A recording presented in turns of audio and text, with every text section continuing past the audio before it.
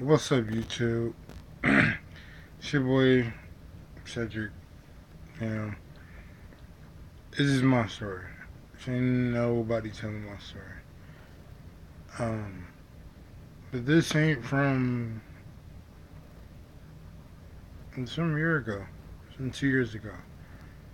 I met a girl named Savannah Akers. She lives in New Albany.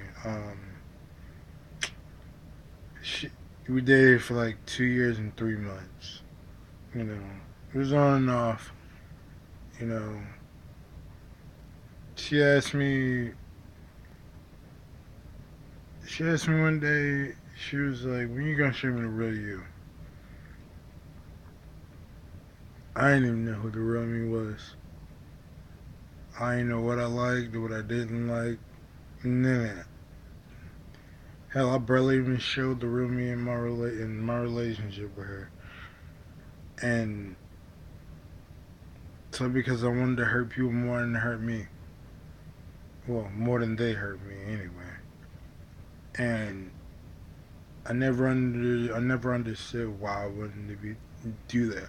You know, started out when I seen my mom and my real dad arguing one day. And then they started yelling at each other. Then it led to him physically hitting her, physically and mentally abusing my mom. So growing up around that and cussing and arguing and shit like that made me thought the shit was normal. So when I grew up, so I grew up, you know, dad told me not to cry. I didn't cry. I ain't shed a tear. And then one day when I was like 16, uh, not even 16, when I was like 13, found music. Started listening to Boyz II Men. Boyz II Men made me want to sing. So I tried it. I liked it a little bit. Then I tried rapping. Loved it. Used to listen to Eminem. Used to listen to Lil Boosie before he became Boosie Badass.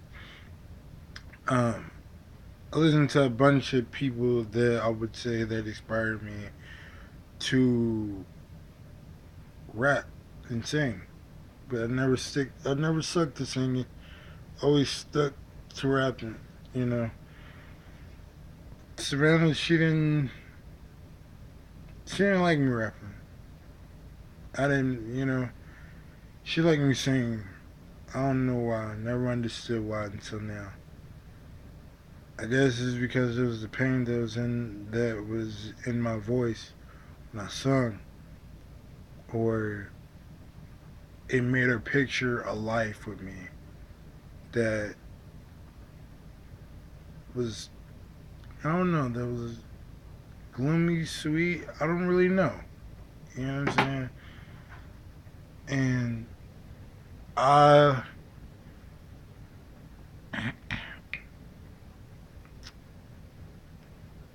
I broke her heart. I did everything I wasn't supposed to do in my relationship at all. I wasn't. I did a whole bunch of things in my relationship that I really shouldn't have been doing. I cheated, talked to exes, um, see, I even cuddled with another girl when I wasn't supposed to. And I had a girlfriend. I was controlling at one point. When I was in a relationship with her, I was controlling, didn't even know it. And throughout the whole relationship, I'm thinking like, alright, I'm good. I'm going, I'm, I'm okay. I'm saying I'm doing everything right as a boyfriend.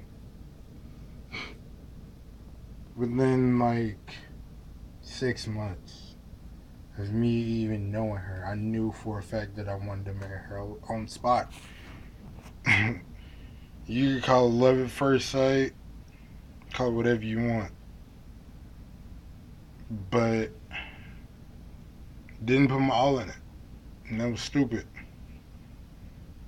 And honestly, I will regret saying every word, every bad word to her. You know, I never could get the chance to grow the balls that people be like, grow balls and tell a girl how you feel and all that stuff, and never could. Never could look a girl in the eye to eye and be like, I feel this way and I feel this way because I grew up with a dad that told me crying meant you was weak. Showing emotion was weak to my dad. So I grew up like that. I grew up not showing no emotion. So it kind of put a halt on relationships wise, and it kind of stirred me away from a lot of things that I wanted to do when I got older. Like, kind of stirred me away from playing football when I was in high school. Even though I was very good at it at a young age, I was amazing. I was a tackle of my little league football. I was getting it. You know what I'm saying? Had a couple sacks, got a couple tackles. You know what I'm saying? But never stuck with it because I kept remembering the stuff in the back of my mind where I was hearing my dad's voice, and he was like, "Don't do that. Don't put your emotions in that." So I didn't, and for a long time I listened to it, and I was like, "Okay, I'm not gonna get my emotions into it," and I missed out on a bunch of things. I messed up a lot of relationships, a lot of good friendships too along the way. Of me trying to become something that I really wasn't, and I became the person that I hated the most. Like, I didn't like my dad.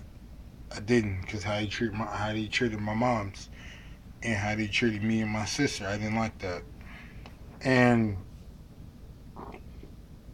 I never liked that. And growing up, I never really used I rarely used the name Cedric. Um, Never really liked the name Cedric at all. Like everybody else, those around me, they liked the name Cedric. They loved Cedric. They loved my first name. But when I was in like probably fifth, sixth grade, I was like, nah, it was time for a change because I didn't like it. Because another reason, but you'll see that, and I don't know when. I have to. I'll have to get back on. That's a different story time. And I never just I didn't put my emotions into my relationship. This is my girlfriend wanted. She wanted me to be me. She wanted me to show my emotion and would only show my emotion to certain things, and I wouldn't show it to her like she wanted it. I would only show it if I wanted to show it. And certain things I couldn't do. I couldn't show my emotion because of the fact that I kept having my dad's voice in the back of my head, and I just kind of missed out on my shot at a good woman. She was throughout the whole entire time I was cheating, being disloyal, and she was loyal to me. She gave me she gave me she bought me anything I wanted. Anything. I was jobless. Even when I didn't have a job, she stuck with me till I got a job. Then I quit my job and I was broke for like 4 months. You know what I'm saying? Being at my mama's house and shit like that, 4 months. But I lived with her for 6 months straight. She took care of me. Even when I like had a bad day, she'd talk to me. You know what I'm saying? She was the person that I could talk to the most, and I can honestly say she was my real love. She was my real first love, and I missed out on that. Because I was listening to that voice that was in the back of my head telling me, "Don't put your emotions into it. Don't invest in it." And shouldn't have listened to that voice because I missed out so fucking much with her. Hell, I even still think about it every day. And even though like even though like the last time I talked to her was, I was like, "Don't call my phone, don't text me. I hope your family die." And I was like, "What?"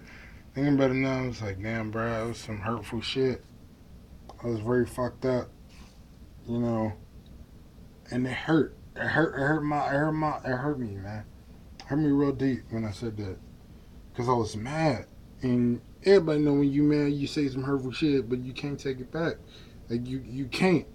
Once you already said it, you already done said it. So you know you can't take it back. Your words can hurt people, and every time I was out partying, my girlfriend was at home crying, trying to figure out when I was coming home, when I was gonna be home, when you know what I'm saying, was out cheating and shit, or things like that. And some nights I called her when I got home. Some nights I was like, fuck it, I didn't care. I just went home, came home, went to sleep, and woke up like ain't nothing happened that night.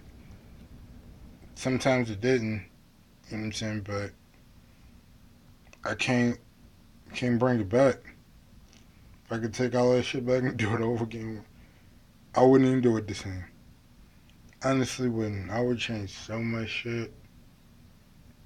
And another reason why I held back on everything I did, it wasn't just because I heard the voice in the back of my head.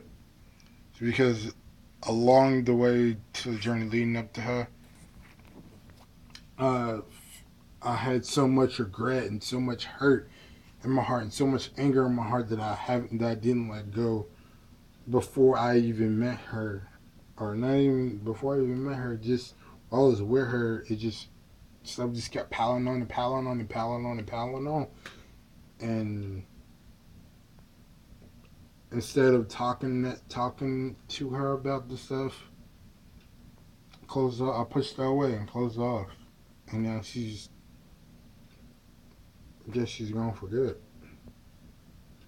So I'm making this video to start a new chapter in my life. Called me. Called Cedric. Real life experience. And it's just step one. It's just part one. There's multiple parts to this. And I'm gonna tell my story. This is what it is. Peace, love,